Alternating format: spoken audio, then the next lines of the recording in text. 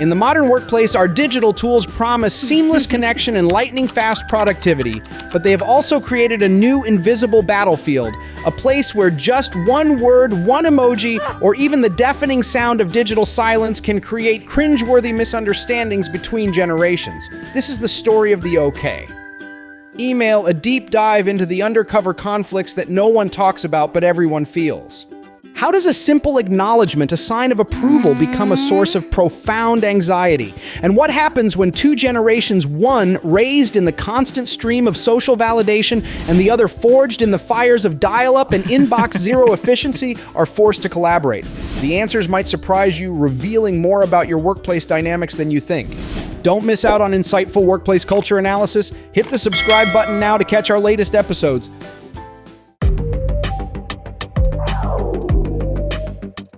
To understand this digital drama, we must first understand the digital DNA of our two protagonists. Their communication styles aren't just personal quirks, they are artifacts of the eras that shaped them. First, we have Clara. At 23, she's a bright, ambitious new associate in the marketing department. As a member of Gen Z, Clara is not just a digital native, she is a digital symbiote. Her consciousness was formed in a world of instant feedback loops, the likes, the shares, the immediate comments.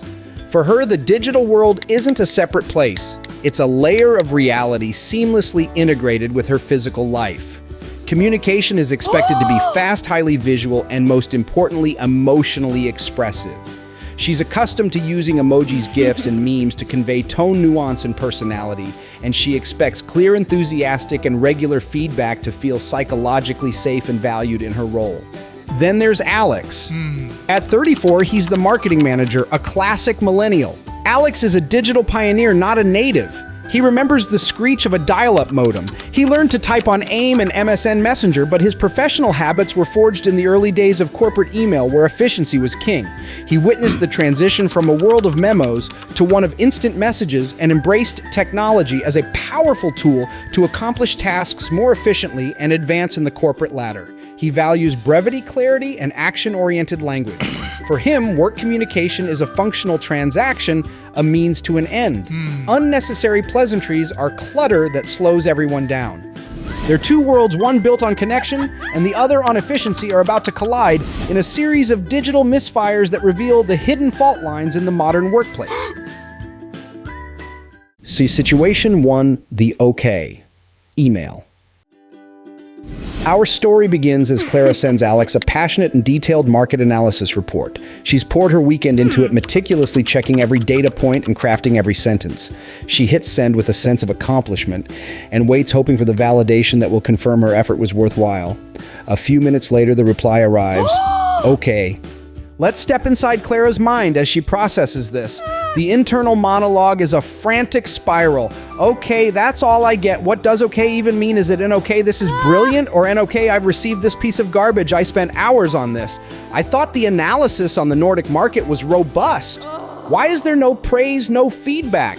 Not even a good job, Clara. It feels like all my effort just went into a black hole. Does he think it's bad? Is he disappointed? Maybe I'm not cut out for this. I bet when Sophie sent her report last week, she got more than okay. This is so deflating. Clara's reaction is a textbook example of her generation's need for continuous and explicit feedback. For Gen Z, who entered a workforce that champions transparency, mentorship, and coaching-style management, the absence of positive reinforcement is often interpreted as negative sentiment. The dry, ambiguous okay lacks the crucial emotional data she relies on to gauge her performance and standing. It feels like a cold, passive-aggressive dismissal. Now let's switch to Alex's perspective, a world away in terms of interpretation. Clara's report. Let's see. Wow. The data is solid, and the insights on the new demographic are sharp. This is exactly what I needed for the quarterly review. It's perfect. No changes necessary. She can proceed with building the presentation deck. Let me just give her the green light so she isn't held up. Okay, sent. Right now, about that budget forecast for Q4, in Alex's mind, okay, is the ultimate sign of efficiency and trust. It is the highest form of praise because it means your work is so good that it requires no further comment from me. You are autonomous and competent. Proceed. In the Millennial playbook of workplace communication, this is a clear, unambiguous signal that respects her time and his. He genuinely believes he has empowered her. He transmitted a green light of trust. She received a red flag of disapproval. This is the first and perhaps most common undercover conflict. Situation 2, the unanswered message. A few days later, the digital tension escalates. Alex assigns Clara an urgent task via Slack. I need the social media engagement stats for the last quarter ASAP, he messages. Clara, eager to demonstrate her responsiveness, jumps on it immediately. An hour later, she replies, "All done, I've sent file X to your email." And to add a touch of positive, proactive confirmation, she includes an icon. She sees the small read receipt appear beneath her message. Alex has seen it, but then nothing. An hour ticks by, then 2.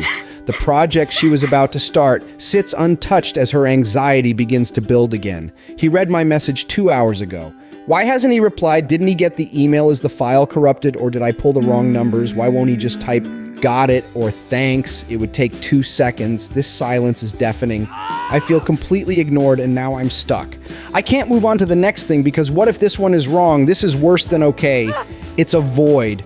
Clara is experiencing the anxiety of digital presenteeism. Having grown up on platforms where a seen or read receipt creates an immediate social obligation to respond, a lack of reply feels like a deliberate social slight, like someone looking you in the eye, hearing you speak, and then turning their back without a word.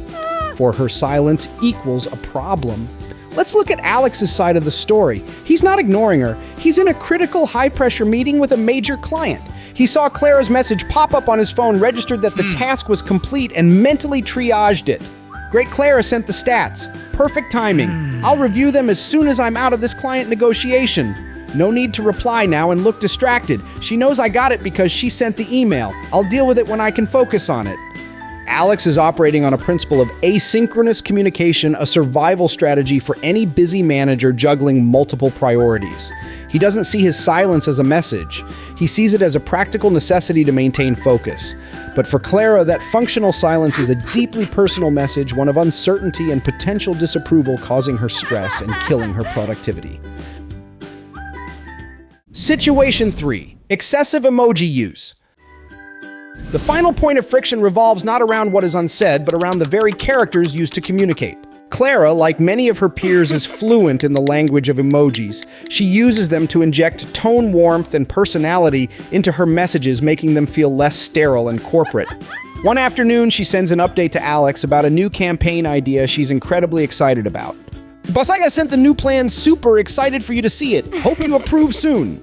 Alex sees the message pop up. He reads the words, then his eyes linger on the string of icons. A slight, almost imperceptible frown crosses his face. Why so many icons? It's a formal work proposal, not a celebratory text to a friend. This seems a bit juvenile. Does she understand the seriousness of this project? I know she's young and enthusiastic, but we need to maintain a certain standard of professionalism here. Alex says nothing, of course, but a seed of unconscious bias has been planted. He internally files this interaction under lacks professional maturity, a label that could color his future perceptions of her work. Let's decode this from Clara's perspective, where the choice of emojis was deliberate and strategic. Okay, sending this to the boss. The text alone sounds so flat, almost demanding. I want him to know I'm genuinely excited and hopeful about it. The prayer hands show I'm hoping for his approval. The sparkles show I think the idea is polished and has potential. And the party popper shows my enthusiasm for the project. It just makes the message friendlier and shows I'm engaged. Clara is using emojis as digital body language to fill the emotional void of text, a practice supported by research showing it can increase perceptions of friendliness and even competence. However, for Alex, whose professional writing habits were formed by the rules of formal business correspondence, this visual language feels out of place and undermines the message's authority. This clash over a few small pictures creates another layer of misunderstanding, widening the invisible gap between them. Climax and resolution. The situation comes to a head when Clara submits another important proposal, the result of a month of hard work. Once again, the reply is a simple, stark, "okay." This time, Clara is too frustrated to let it fester. She knows that her constant anxiety is crippling her creativity and confidence. Taking a deep breath, she decides to address the issue head-on and schedules a 15-minute communications check-in with Alex. In the meeting, Clara is nervous but composed. She frankly but professionally expresses her feelings using I statements to avoid sounding accusatory. Hi, Alex. Thanks for meeting. I appreciate the trust you have in me here. I wanted to check in about our communication style just to make sure I'm interpreting things correctly. I have to admit, when I send over a big project and get a reply like, okay, I feel a bit lost. I'm not sure if it means the work is good or if you're just confirming you received it. It makes me anxious that my work isn't meeting expectations, and I want to do a great job. She also brings up his infrequent replies, explaining how the silence makes her feel uncertain and stalled. Alex listens, his expression shifting from surprise to dawning understanding.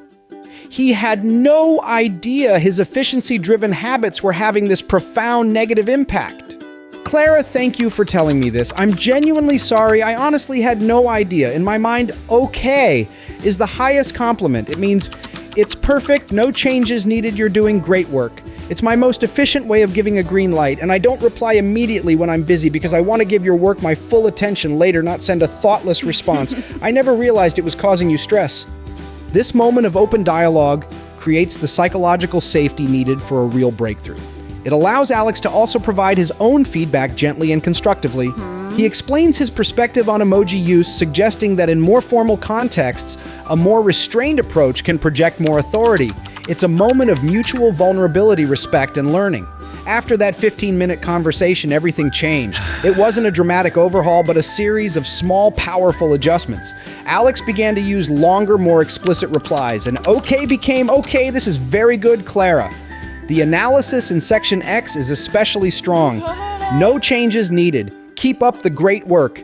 It took him an extra 20 seconds, but it saved Clara hours of worry and significantly boosted her confidence and engagement. Clara, in turn, became more mindful of her audience and context. She developed her code-switching skills. In the fun team chat, the GIFs and emojis still flew, but in formal messages to Alex or in project updates, she kept it clean and professional. She also learned to interpret a delayed reply not as a rejection, but as a sign of a busy manager who trusted her to work independently. Their communication relationship became smoother, their collaboration more effective, and the undercover conflict simply vanished, replaced by a new foundation of mutual understanding. The big lesson here is profound. Effective communication in the digital age isn't just about what you say, but about bridging the enormous gap between your intent and the other person's interpretation. It's about cultivating digital empathy. Conclusion.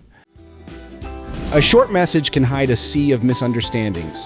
What's the lesson from Clara and Alex's story? It's that we must be brave enough to make the implicit explicit. Don't assume. Ask. The most powerful communication tool isn't Slack or email. It's a direct conversation built on empathy and the courage to ask, what did you mean by that?